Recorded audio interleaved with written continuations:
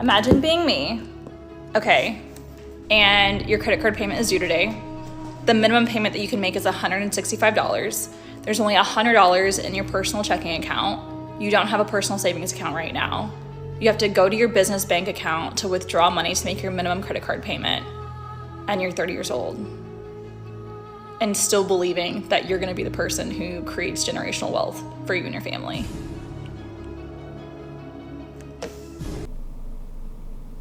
I'm not gonna lie, I think her family's pretty screwed. But anyways, I'd like to welcome you guys to another video. Today's video is going to be about how crazy debt in America can be. So I hopped online, I gathered a few clips that you guys may like, because I found them to be quite crazy myself. But just to get straight into it, I'm just going ahead and just play the first one, just because why not? So this is not my proudest moment, but my credit card is the worst it's ever been.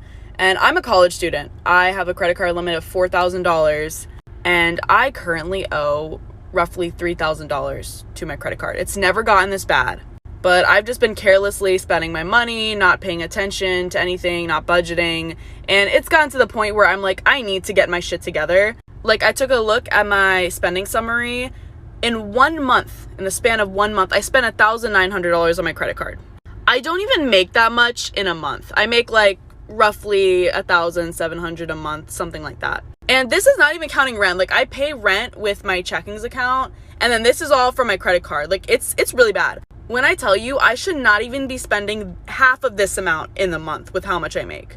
So I've decided I'm finally gonna get my shit together. I'm gonna start hardcore budgeting this week, like as of today. And I do want to keep you guys posted here on TikTok, because I feel like if I keep myself accountable, I am more likely to stick to it, because my spending issues have gotten way too out of hand. I need to fix this before it gets into a huge mess and my credit score gets fucked up.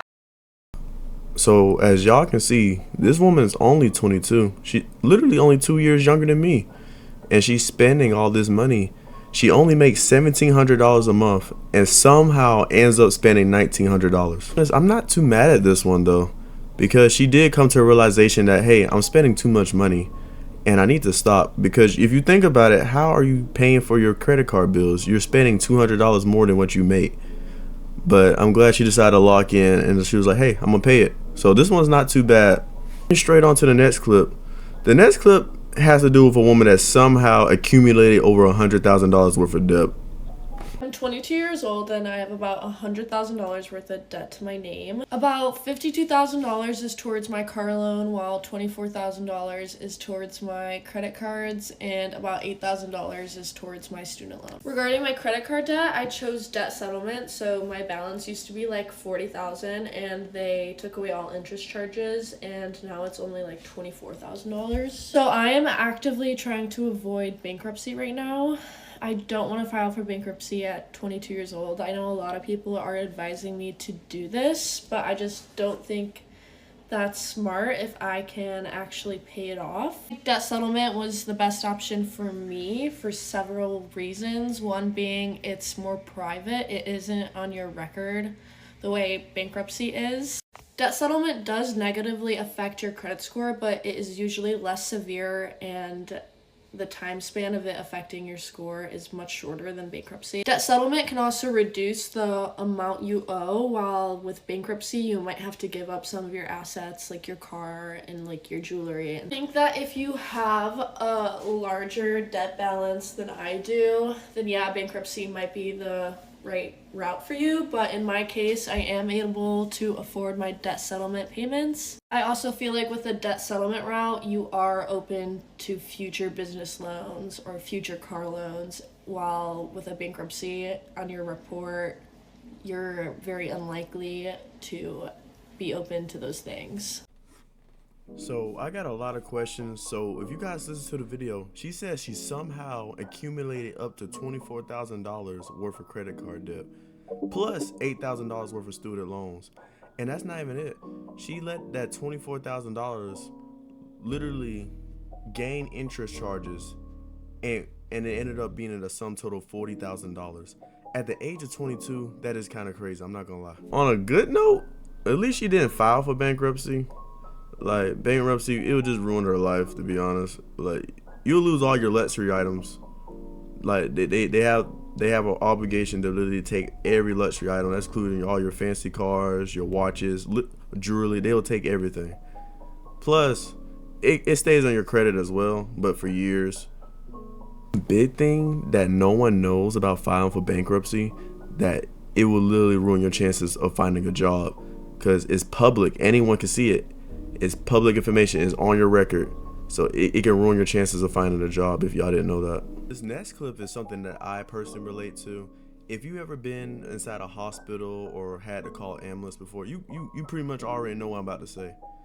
So not all debt is caused by like your bad decisions. Sometimes it just can't be helped. When I tell people how much credit card debt I have, they usually say, how is that possible? You're so irresponsible. You're so young to have that much debt. And then I tell them that the bill for the emergency room, which I was in about 12 hours, where they started finding that I had cancer, was $800,000. And that usually makes them reassess. So unfortunately, this type of stuff happens to everybody. It's sad that if you ever need care and your insurance doesn't cover it, it has to come out of your pocket, and it's always a crazy amount of money. Example, I have a story relating to this. One time I got in a car accident when I was young. I think I was around like 17. I hit a tree really bad because I had bad tires and I hydroplaned into it. And that caused me to need to call the ambulance because I was kind of beat up really bad. And I went to the hospital. My insurance, it covered my care, but it didn't cover the ambulance ride. And as a 17-year-old, I instantly got $800 in debt that fast, just from one ambulance ride. It's insane. Like if I knew that, I would have just took the total car to the damn hospital. And it feels like the healthcare field is they're not really trying to help you. They're just very greedy, because there's no reason why ambulance ride will be almost $1,000 just to take you there. Anyway, you guys, I have one more clip basically showing you like the situation that we are in this country, that everyone is in debt, and it's very sad.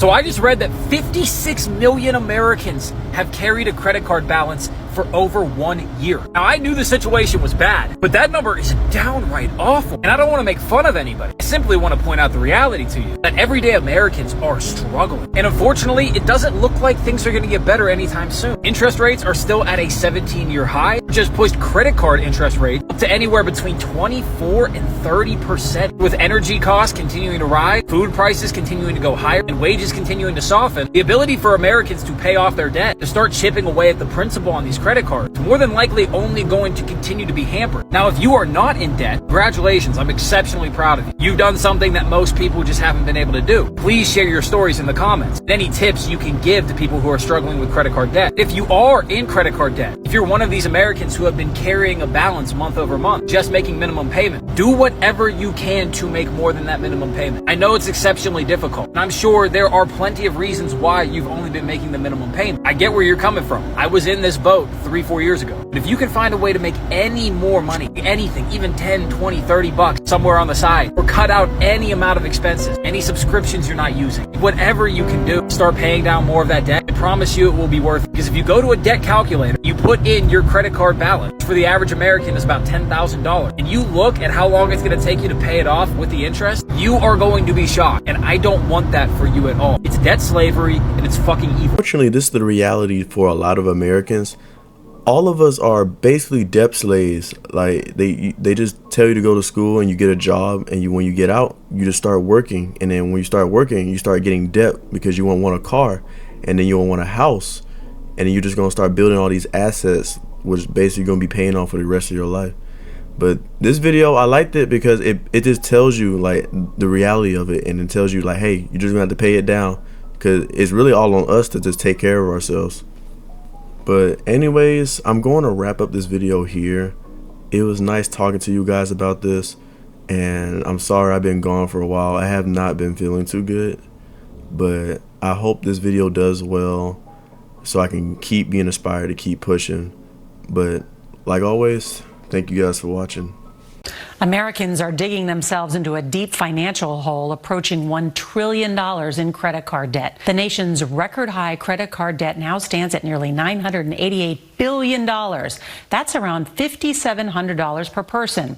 Those between 40 and 49 years old have the most debt among all age brackets, with about $7,600 on their cards. High interest rates and inflation are adding to the problem.